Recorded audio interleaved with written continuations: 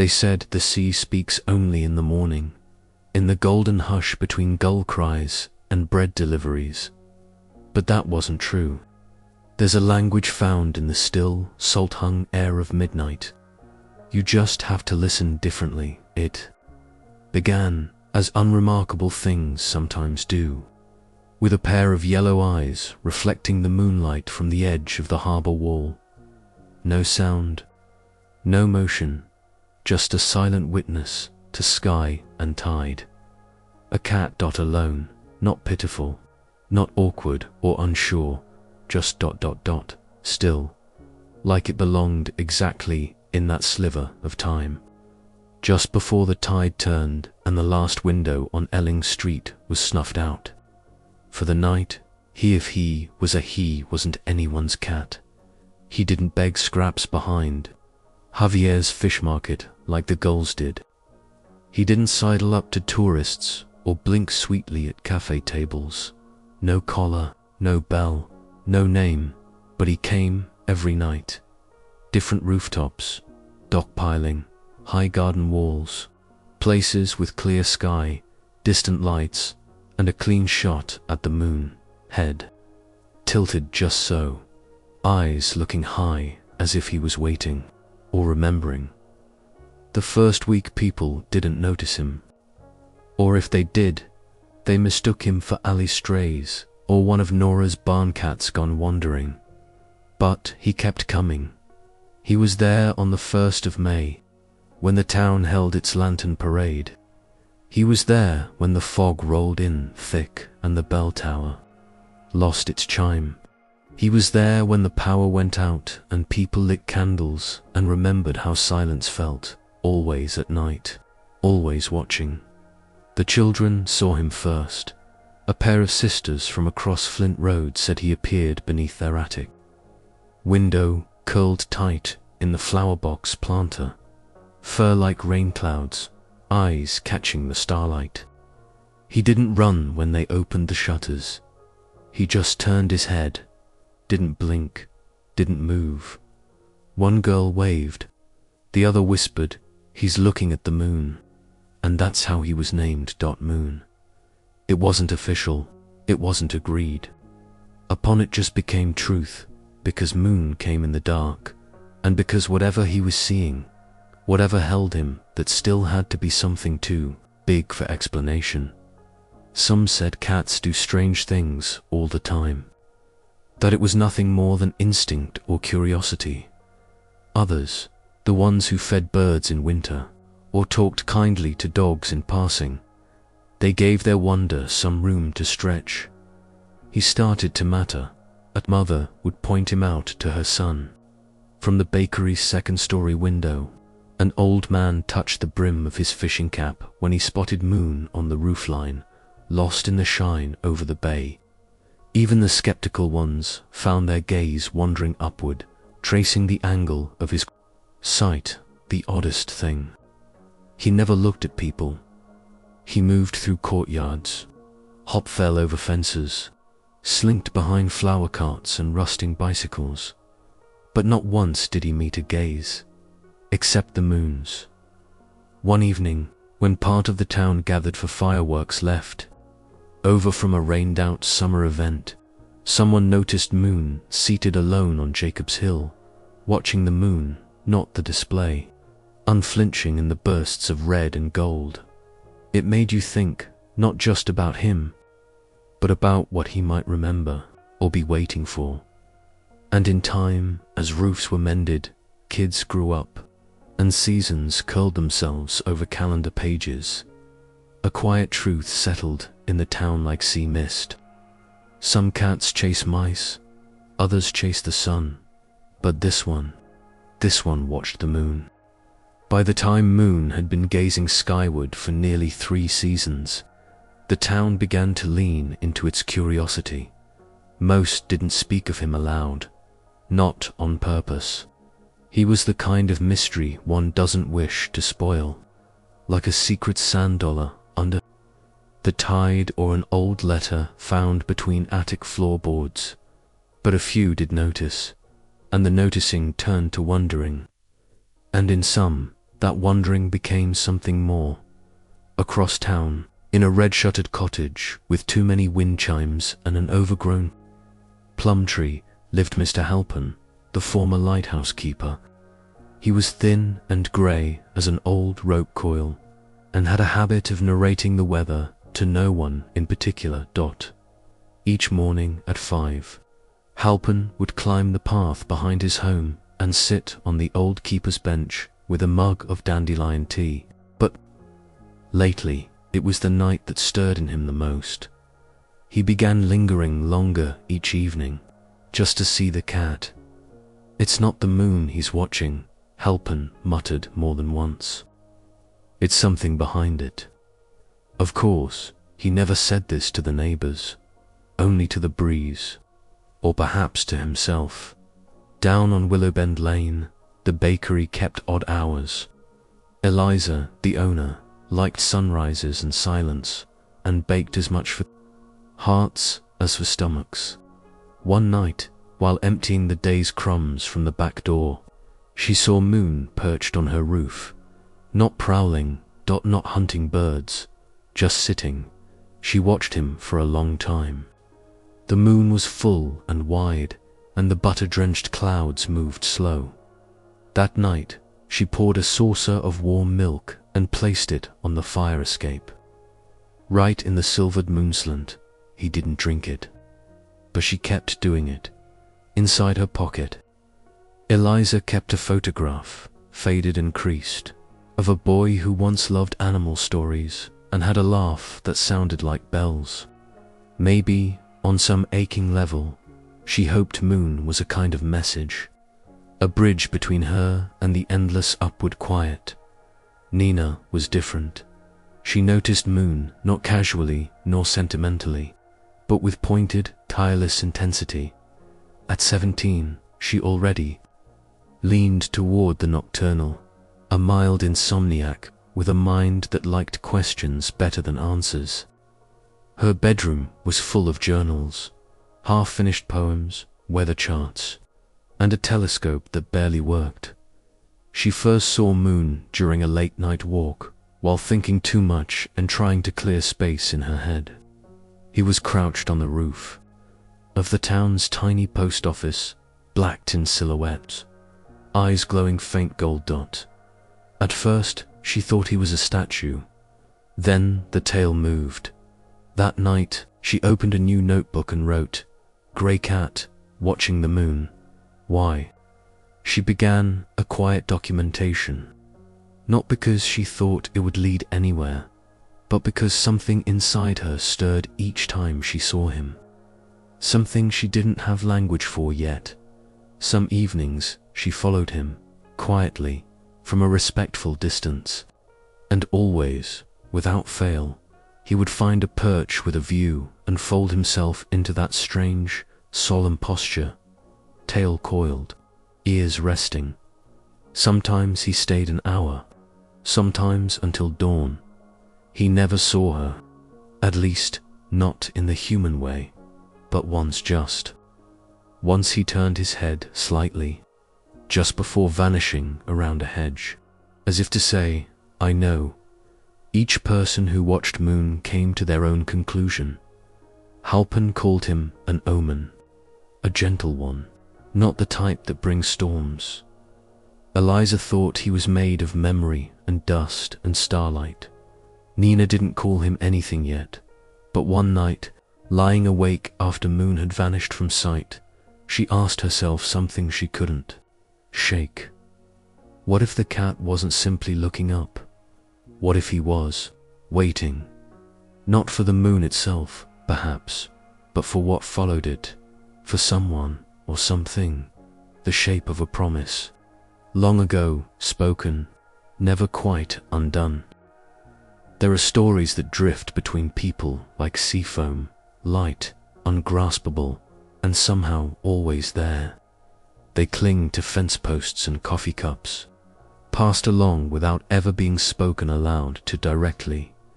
A year passed before anyone noticed. Moon hadn't aged, not in the usual ways. His gait stayed nimble, his fur unchanged, still thick and soft with the look of storm-grey linen. His eyes remained lantern-bright, piercing as they'd always been, scanning the heavens without tire.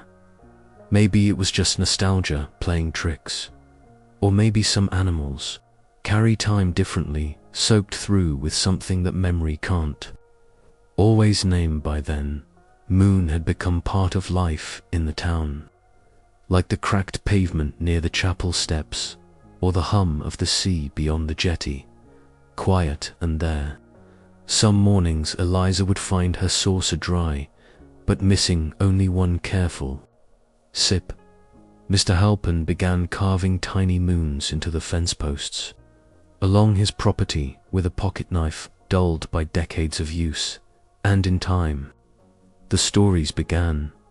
Not full tales, not yet, but fragments, sayings, folklore told in passing while tightening scarves or stirring saucers. They say he came from the stars, that he walks where someone once waited, that if you whisper a name to him, it reaches the sky. He appeared in dreams, too, sometimes. A widow once told Nina, over warm spiced cider, that Moon had visited her in sleep and curled beside her departed husband, purring so softly the room filled with wind chime sounds. I think he carries more than he lets on, she'd whispered, before wiping her eyes with the sleeve of her jacket. Other nights, Moon was painted, not by commission, but by instinct. Teenagers doodled him into math margins. An amateur watercolorist left half a dozen portraits at the library, tucked into the pages of astronomy guides, like pressed flowers, on storefront windows during winter's light walk. Children finger-traced his shape into frost. Eyes turned skyward a little more often, and over time, it became habit. If you saw Moon, you let your thoughts drift toward someone or something far away. Not to say a prayer, not quite a wish, just a remembering. It was during this quiet swell of attention that the librarian, a bespectacled woman who wore her sweaters backwards by mistake, unearthed an old newspaper keepsake from the record's attic, smudged by time. The faded headline read, "Observatory blaze still unexplained. Town mourns one lost." The article was brief, penned nearly 30 years back. A fire had broken out in the hillside observatory outside town, a beloved little dome some remembered visiting on school trips. The structure had burned before dawn, taking with it star charts, telescopes, and tragically a child who'd been sleeping inside with a parent during an overnight viewing event. They never gave the name. Nina found the clipping and read it 3 times. The fire didn't feel like an answer, but it felt like a thread. The observatory was long gone now, nothing left but stone footings and broken cement. But Moon had been spotted near that hilltop. More than once, she traced a map, then another, pinned them to her corkboard with constellations drawn between red dots. Years before, she'd thought Moon merely watched the moonrise, but now, ... Now, she looked at those places. They traced a tide, a journey, full moons, hilltops, seaside ledges, once known for stargazing. She began to suspect this thought. Frightened her a little. It wasn't the moon he chased, but someone beneath it. Someone who once looked up to. Nina did what anyone does when faced with a mystery that won't let go. She dove in. The maps on her bedroom wall multiplied. Tacks and tides, colored pins strung together with embroidery thread. Red for rooftops where he'd been seen, blue for shorelines, silver for full moons. She marked them, cross-referenced phases, noted weather, catalogued witness descriptions in sleeved binder paper, like collecting butterflies made of memory. Most of it led nowhere, but it didn't feel useless, because in the not knowing, something soft was still forming. like shapes behind fogged glass. Not quite answers, but presence. She started a small blog. Nothing fancy, a quiet corner of the internet, titled Night Watch. Notes. It carried sketchy photos of moon, odd journal, musings, weather charts, trifold maps, scanned from the town archive. Only a handful of people saw it, but that was enough. One night she received a message from someone 3 towns south. "I think I saw your cat," it read simply. "Last full moon. By the dunes near Crescent Point." Attached was a blurred photo, but Nina knew the silhouette dot, same sloped ears, same quiet posture, same direction of gaze. She replied, thanked them, marked a new dot on the map beneath her desk lamp's glow. Within a month, she had 6 more, from tourists, campers, early morning photographers, always near water, always near Muanar, ISE, the same cat, never begging, never close enough to pet, and always gone by morning. She found herself drawn deeper into the rhythms. When the moon waxed, she watched more carefully. When it waned, she read old papers, cubby-stored town scrapbooks, class photos from 2 decades past.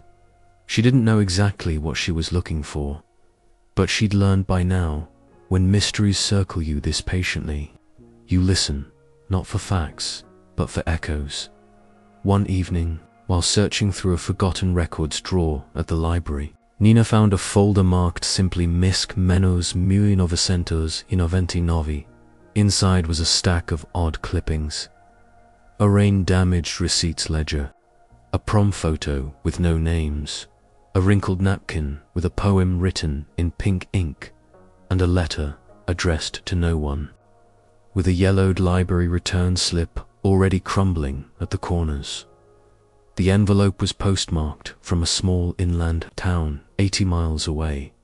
She opened it with the slow reverence reserved for feathers and things found under floorboards. The paper inside felt like memory. "My daughter," it began, "was named Rose." She read the letter once, then again, her breath catching on every other line. It was from an elderly woman, neither grieving nor bitter, but remembering. She wrote of a small girl once wild with wonder, who'd slept beneath constellation mobiles and knew every lunar phase by heart. Of a cat that never left the foot of her bed, Orion, all velvet paws and lamp glass eyes. She wrote of a disease that did not wait, and of a farewell said too early in the closing lines. The tone softened. Before she passed, she said one thing. "I cannot forget," the mother wrote. "If Orion can find the moon each night, then maybe I'll see him from the sky." My hands shook when I opened his carrier by the sea. But it was what she asked. A place they loved. A small bluff. Near a town with salt wind and skies so clear even the stars whispered. Nina folded the paper and stared at the bare window beyond her desk. The harbor light blinked quietly through the dark. She didn't cry, not yet, but her fingers lingered on the letter's edge. She knew, then without needing more, Moon was Orion, and Orion had never stopped searching. Nina didn't sleep that night. She kept the letter beside her, unfolded on the desk like a small ceremony.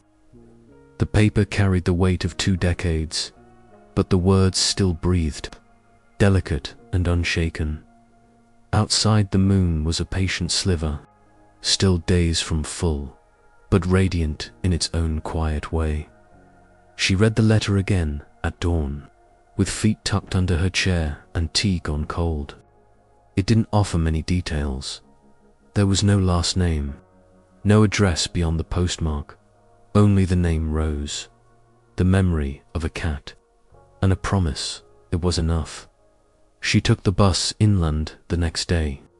Just a single bag with a sandwich, her notebook, and 3 carefully folded maps. The town was smaller than hers. Fewer seagulls, more pine. She wandered the bluff described in the letter. The sea was sharper here, more shingles and stone than sand. The wind harsher, unsoftened by harbors. But the sky carried something ancient and open. A place for promises to be released near the edge.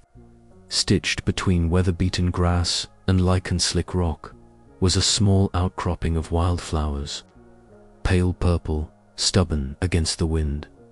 She sat for a long time, didn't speak, didn't take photos, just sat up, and when the light shifted, she could almost see a small girl there, arms wrapped around a dark-furred cat, pointing to the sky. Second star to the left, Nina whispered without meaning to. The air didn't answer, but the wind eased just slightly. When she returned home, the town felt changed. It wasn't. The streets were the same, the gulls just as bold, but everything seemed painted now with a softer kind of meaning, sharpened by knowing. She didn't tell anyone. Not right away. Some truths simmer best when kept close, like bread that doesn't rise until given stillness. But she did write. That night, on her blog, she shared a post titled, simply, Orion. She didn't name Rose, didn't write about the letter word for it, but she told the story, gently, of a girl who loved the moon, and of a cat who loved her, who followed her gaze so faithfully for so many years, he forgot how to stop. Strangers wrote back. Some shared stories of pets they'd lost. Others spoke about sightings of moon or cats who reminded them of him. Photos came in, more than ever, of moon on staircases, of moon near chapel roofs. Always facing the light, something was unfurling, slow and wide. A network of remembrance. Love remembered is not love lost. Someone wrote in the comment box. Nina printed it and pinned it beside her window. Nina began walking more, not to chase moon, but to be near the places he might be. Rooftop silhouettes, fence posts in dusk. Sometimes she caught a glimpse, just a tail or shadow, gone before she could get her camera. But it was enough, because she knew who he was now. And more importantly, she knew who he was watching for. She passed the observatory hill one afternoon in late September. The goldenrod had returned, taller this year, almost like centuries. A small wooden bench had been added by someone, smooth, fresh pine, no plaque, just there she sat, looked to the sky, and for a moment she felt entirely still, not empty, but full, in the way candlelight fills dark corners all around her. The world hummed quietly, resting, waiting, and in that quiet, Nina felt it. Maybe there are places in time where grief and wonder hold hands, folding their silence around you like a shawl, not to close the wound, but to keep it warm. It began with a sky too bright to sleep. The calendars said blue moon, technically the second full moon in a single month. But no one in town needed a calendar to feel it. The air had that breathless hush, like the moment between hearing your name and turning to answer it. Tide thick and full of pause. Everyone felt it. In quiet ways, Eliza baked more egg tarts than usual. Without knowing why, Mr. Halpin polished his porch light until it gleamed, muttering to himself like he always did during storms, though there wasn't a cloud in sight. A flock of starlings wheeled over Flint Road that morning, wild and patternless, as if rehearsing for something bigger, and Nina couldn't sit still. Her hands kept folding and unfolding an old teal scarf, the kind Rose might have worn in windier weather. the kind that seemed to whisper of childhood and stardust by late afternoon. The blog's quiet little world grew louder. People began arriving. Not crowds, just small knots of souls who'd followed Moon's story.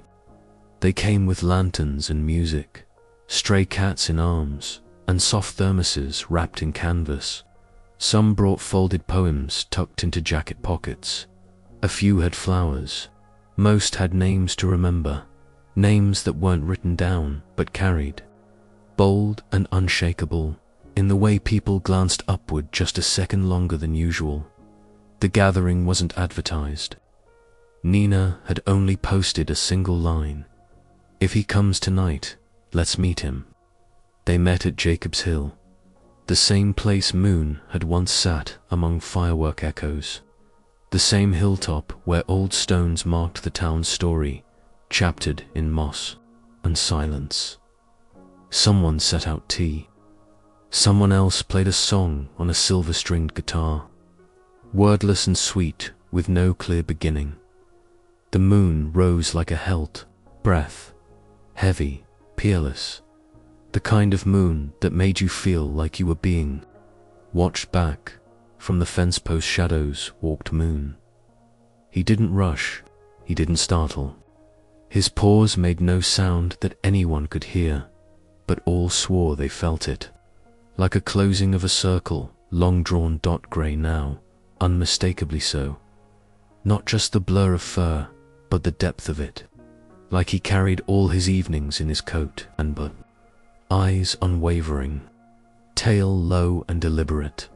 He passed Mr. Halpern, who nudged his cap a little lower. Pretending not to wipe his eyes, he paused near Eliza, who whispered something into the wind. It wasn't for anyone else. Then he found a hollow in the grass and curled himself into it with slow, untroubled grace. Not like a cat prepared to sleep, like one prepared to watch. The hill dimmed slightly, not from shadow, but from softness. Someone lit a candle in a jar just to keep the breeze honest. No one spoke, they didn't need to, because Moon did not need explanation. He simply was, there as promised. He didn't eat the tarts someone placed near him. He didn't rise to sniff the daisy pinned to a sleeve edge. He simply watched the sky, head tilted, tail wrapped, as he always did. The moon reached its peak, high and gold and rippling gently through the night, and Moon didn't move. Even after the night deepened and the guitar strings hummed their last, even as the party slowly unspooled in soft footsteps and fond looks behind, Moon remained. Nina was the last to leave. She left the teal scarf behind, folded not in offering but in thanks. No goodbyes, just a girl and a cat, and the sky stretched between them like a quiet bridge of breath. The next morning, the scarf was still there, lightly dew-dash touched, but Moon was gone. Not just from the hill, from everywhere. No more sightings, no more blurry photos, no footprints. In the soft garden dirt, even the birds seemed to notice the absence, chirping lower for a few days after. And yet, when the moon rose again the next month, some still looked for him, because some things don't end, they just move in quieter ways. The first days without Moon were quiet in an unfamiliar way. Not empty, not grief exactly, but more like the feeling after music stops. That precise held stillness when your ears keep searching for sound that isn't there. The saucer on Eliza's fire escape stayed put, a smooth white circle in the moonlight. She changed out the milk once a week, never commented on it, just wiped the lip of the dish and set it in the same slatted shadow. Like routine could hold open a space where he might return. Halpern took longer walks. He tapped the pickets of his carved moon fence with the edge of his cane, muttering the weather aloud to no audience. One morning, He even packed a biscuit in wax paper and cradled it like an old habit. He's not gone, just done what he needed. He told no one in particular while watching the fog roll in. That's more than most of us can say. Nina did not search. She told herself she wouldn't. But certain nights still found her at the top of Jacob's hill, not expecting, simply remembering. She'd leave her phone behind, no notebook, just her and the trees and the weight of quiet sky. His shape lived everywhere now, not just in memory, but in the muscle of the town. Chalked onto footpaths, near the harbor, etched small into menu corners. You could buy a candle in the shape of a curled cat at the general store. Though no one said why they were made, it wasn't a tourist draw. It wasn't talked about like that. If you knew, you knew. Letters came, not hundreds, not viral, but a slow, constant hum from far-off places. Notes sent to night watch, notes with stories of animals who'd kept vigil, paired with old photos browned by time, or modern snapshots with subjects half out frame. One woman wrote from Norway, "I think we had a moon too. A dog named Silvo stared at the stars every evening after my son died." Someone else from Alberta, "There's a field where a fox waits every dusk. Don't know what for. Maybe it's the same thing." The comments never stopped. And they didn't need answers, just the offering, the telling. Soul to soul, wrapped in gently worded quiet. Nina printed each one, not for herself, but for the tradition of holding stories in paper, like relics or folded prayers. Some days she thought of Rose. She imagined her on that bluff, the lighthouse, wind lifting curls from her collar. She imagined her gaze still lifted skyward, wide and star-drenched. A little girl who made a gentle request, and a cat who made it holy with the keeping. Nobody dedicated a plaque. There were no moon ceremonies, no reenactments with costumes or voiceovers. But the town felt shifted. Not change, it had always been a tender place, but retuned, like someone had taken the time to adjust every window latch, just so the wind played kind music again. And every so often, a new cat would arrive, some sleek, some scruffy. None were moon, but they were fed, given space in the alleys and warm spots near stoops. A boy named one Nova without knowing why.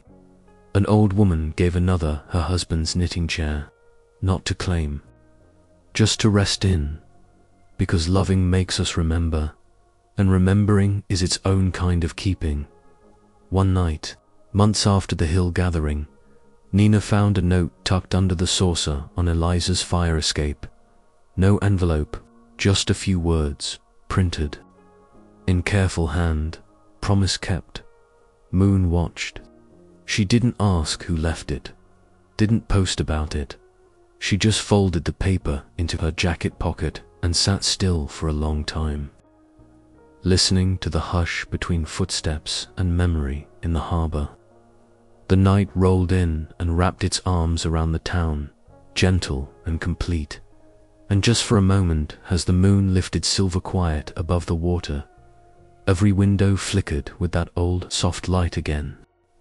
The sea never stopped speaking, not even after moon was gone. Its hush was still there, in the waves winding through the harbor stones, in the spaces where footsteps didn't echo. But now it sounded different, not like a question, not like a memory, like a song that had finally resolved its last note. And the moon kept rising, silver and whole, or slivered like paper, or hidden behind the hush of fog, but always there, as if honoring a contract that needed no signature, as if keeping vigil in return. Some nights, when the tide was just right and the air smelled of warm citrus bread from Eliza's shop, it felt like moon could walk back in at any moment, straight, down from Jacob's Hill, unhurried, eternal, but he never did. And, strangely, no one minded, because something had been completed. Promises, after all, don't always end in farewells. Eliza continued to bake a little extra on the full moon. She didn't make the milk dish anymore, but left a tart wrapped in a cloth napkin on the fire escape railing, where the breeze could find it. "I suppose we all remember in our own way," she said to her reflection in the shop window one night, though it wasn't really herself she was speaking to.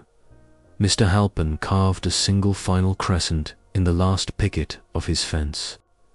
Then he put the knife away. The posts stood like quiet prayers, a row of white witness marks, and he no longer narrated the weather aloud. He simply looked up. When Nina passed the hilltop bench, she often sat, sometimes with a scarf around her shoulders, other times with nothing but a mug of something warm and her own thoughts. She didn't take pictures. She stopped journaling about Moondot because the story had landed where it was meant to, and some stories, once told well enough, begin telling us back. Over time, things gently shifted. A child's drawing of a curled grey cat appeared at the community center bulletin board. A weathered man fixed up the brass telescope outside the old marina and pointed it at the moon instead of the stars. The librarian who once found the letter kept a jar of paper moons on her desk for visitors to write memories each, folded inside like a wish meant only for the sky. And through all of it, the moon kept rising. Each phase, another page turned. Each shadow, another whisper across the night sky. There were no plaques, no names etched into stone, but the knowing lived in warm glances and hushes in conversation, in old songs hummed alone, in spare mittens left on fences for wayfarers, and in children who stared too long at rooftops. It had never been about the cat. Not really, it had been about what he carried. Day after day, moonrise after moonrise, a thread between here and far away, a promise made by a child, kept by love. One winter evening, the fog was so thick the lamplights looked like brushstrokes underwater. Through it, Nina walked without hurrying, hands in pockets. When she reached the harbor's curve, she paused. Over the water, the moon dangled like a soft pendulum, low and gold. She whispered, "Do you see it?" No response came, just wind against her cheek, and the slow suggestion of stillness around her. And maybe that was an answer, because somewhere, cradled into the hush above the clouds or dancing beyond the farthest stars, girls' laugh, still, hung all bells and wind chimes, and a cat curled beside her, grey as a whisper, eyes always watching. The moon shone on Dot, and far below it, a little town kept listening.